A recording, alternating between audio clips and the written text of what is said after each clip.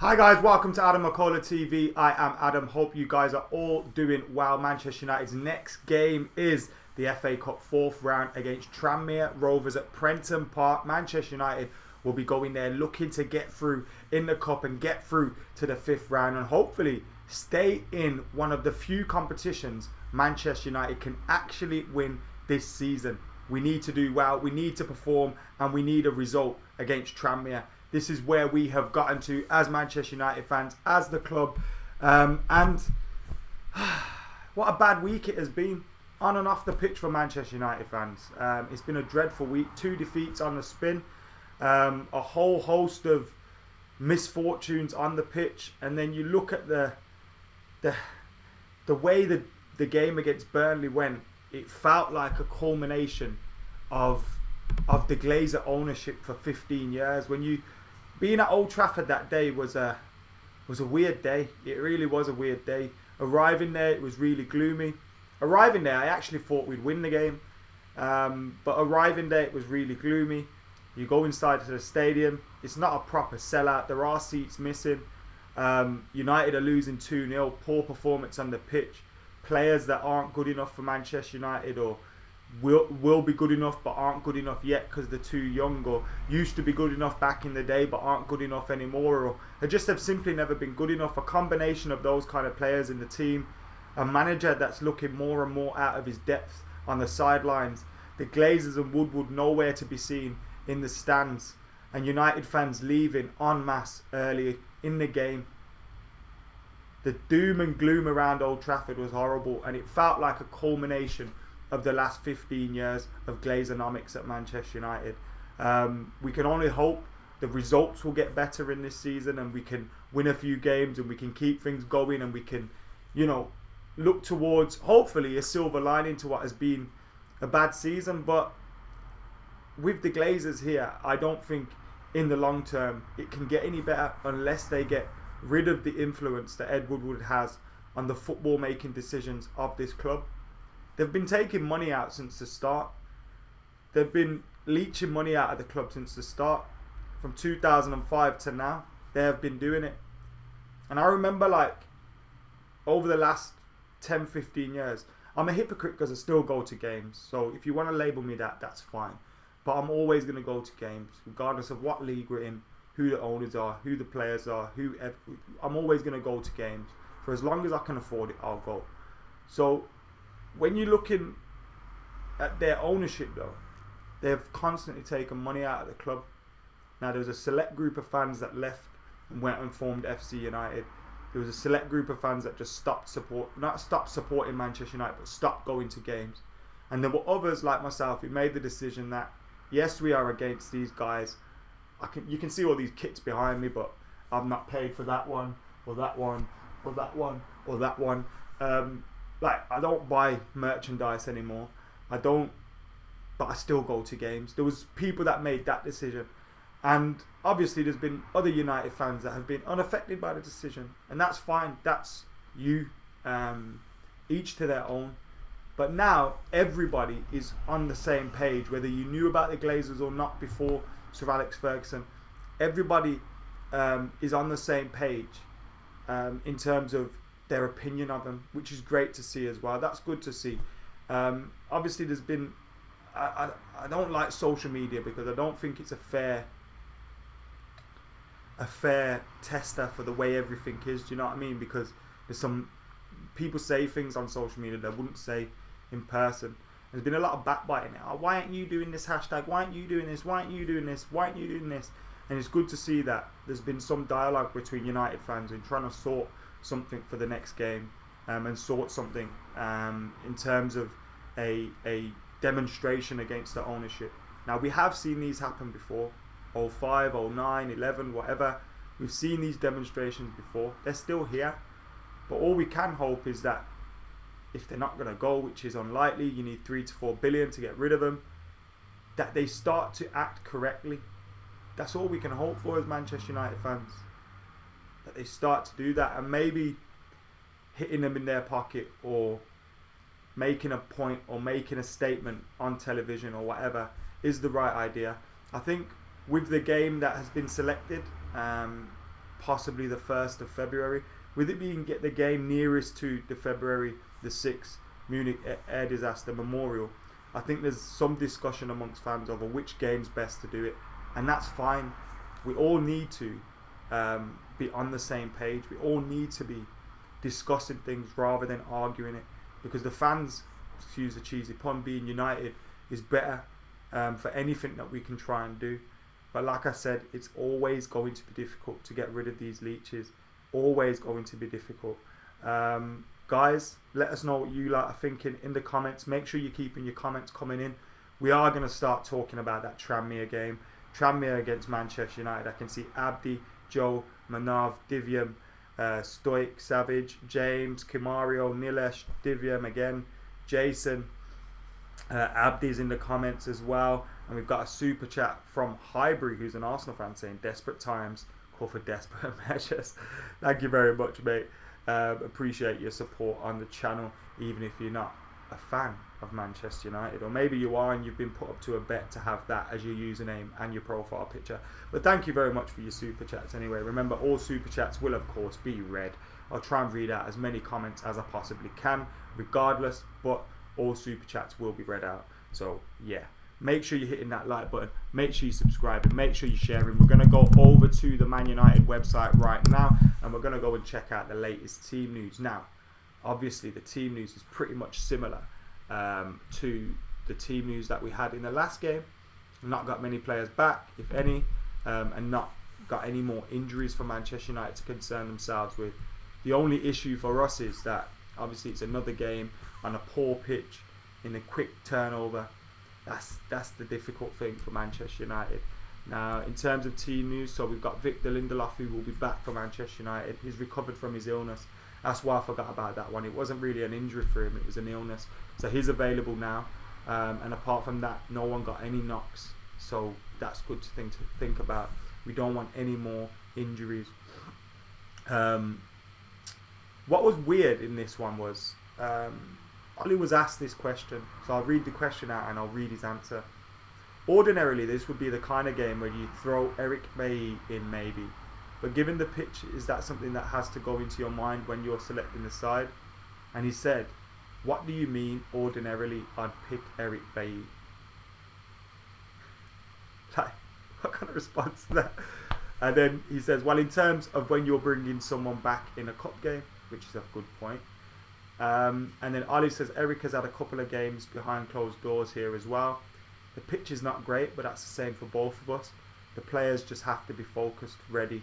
This generation come through with AstroTurf and nice pitches. They get lazier in their heads. So Eric is probably one of them who is more prepared and ready for a game with that pitch. So everyone who's just got to be focused, both for injuries, but also because of the bounce of the ball. And then the interviewer, this is weird. This is the weirdest interview I've seen on manunited.com. And then the interviewer said, you look brighter and more optimistic this morning. I know you are, but... And Ollie just said thanks, and they've written all of this down. It's a really strange interview. If you want to check it out, head over. I'll put it in the comments right now actually, so you guys can check that one out. But yeah, it was a really strange interview on manunited.com. I've got to say, but I've pasted the transcript into there for you guys to click on. Daz says that this shirt is like United, a total mess. How dare you? How dare you? Joe Cox says, Adam, did you hear Jamie O'Hara on TalkSport say that Carlos Tevez was loved and a hero at United? Don't listen to anything Jamie O'Hara says. He's an absolute fucking bellend. He's more known for things off the football pitch than on the football pitch. He wasted his career and now somehow he's been given an opportunity by TalkSport to talk absolute shit on the radio. He's a muppet and a mug. Don't listen to him. He doesn't know. He doesn't have a clue. How can you say Carlos Tevez is a Manchester United legend? Well, he's obviously won trophies for us, big trophies. He was part of the double winning team, and people will always remember that. But when you look at the way he left, obviously he was always kind of going to leave, but then going to City. Fergie's RIP Fergie sign, all that kind of stuff. Nah, fuck Carlos Tevez. Who's that twat from Argentina? Who's that money grabbing? Or remember that song? Those are good times, man. Those were good times. Those were good times. 2 tears in a bucket, says sorry to say it, but is Martial overrated? I don't think he's overrated. He may be overrated by some. I hype him a lot because he's one of my favourite players. And sometimes I'm having a little bit of fun with that. Sometimes I'm being deadly serious. I do actually think we've seen signs of improvement in his game recently. He had a bad game against Burnley. Granted, he should have scored in that game. Didn't have a very good game at all. But you do look at some of his other games where he's played a lot better. His all-round game's improved. He's been closing down. He's been linking play up. Against Liverpool, he should have scored, but I thought he was our best player. I think when you look at what his all-round season, even considering he had 2 months out injured, I think there has been progression in his game. It's not to say he hasn't had bad games, because he has, but haven't a lot of players in our team. Yes, Dennis. Hope you're doing well, mate. Shivesh says Martial is good when he gets the service. Can we not just sign the best available and crack on, says Daz. That would be nice, wouldn't it? Walk out on the 58th minute. I discussed that earlier on in the video, so I'm not ignoring your question. One thing I would add to what I said earlier, obviously it's a great idea if all United fans can come together and agree on something and make some sort of message and send it to the Glazers and Woodward. The 58th minute one is a bit of a weird one. I forgot that it was the game nearest to the Munich Memorial game. I thought we probably had one after that, so that totally slipped my mind. But 58th minute, it's a bit, I don't think we should do it on the 58th minute. But that's me personally. Guys, get hitting that like button. Make sure you subscribe to McKola TV as well. I had loads of new subscribers in the last couple of days since my Fuck Jason McAteer video went out. If you haven't seen that, you can check that out straight after we're done here. Michael Jones' midfield is the weakness in the United squad. Nilesh says Lingard must go. Times has said that Ollie wants 6 players. Who do you want to come in, says Peda. I'd love 6 players. I'd love 3 players. I'd love 2 players. I'd love just 1 signing at Manchester United. But if I could sign 6 players, they would be, not in January obviously, all of these. Jadon Sancho, Jack Grealish, James Maddison or Bruno Fernandes.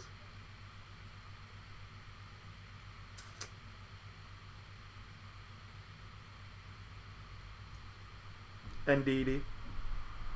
So I'd go Bruno Fernandes, Ndidi.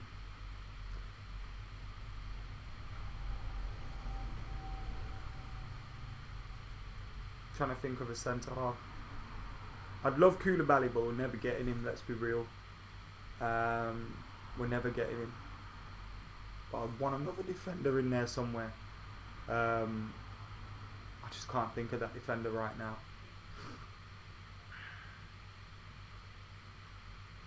United we stand, rest is all temporary. Says Shibesh. We are not as bad as people say. 2 midfielders, a right winger, a number 10 and a striker, and we are good to go, says Blue. That's 5 players. But I do hear what you're saying. The thing for me, and this was the discussion I had with Steve on the Full-Time Devils preview, which turned into a little bit of chaos, was that we're not seeing any patterns. We're not seeing any progressive patterns. We're not seeing any pace in our play. It's all going very slow, and that could be down to fatigue. That could be down to the players at your disposal. But we're not seeing us even try anything different, try and change things up. We need to start seeing that. Now, I do feel sorry for Ali. The squad is awful, and he's kind of hamstrung with the fact that some players aren't good enough. Some players will be good enough in a few years. Some players will never be good enough, or used to be good enough. And some just aren't Man United players, and it's a mishmash of a squad. He does need to bring in some of his own players.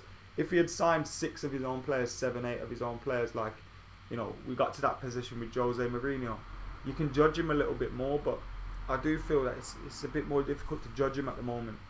But then, like I say, he has to do more with what you have. You have to try and do more with what you have. And that's where the frustrating thing has lied for Man United fans. That we all would have expected us to be in and around 5th. We all would have expected us to be in this position, be hopefully trying to win the cups, but we're not going to win the league. We're going to be in that group below the title challengers. We all knew that, so I don't think that is the issue.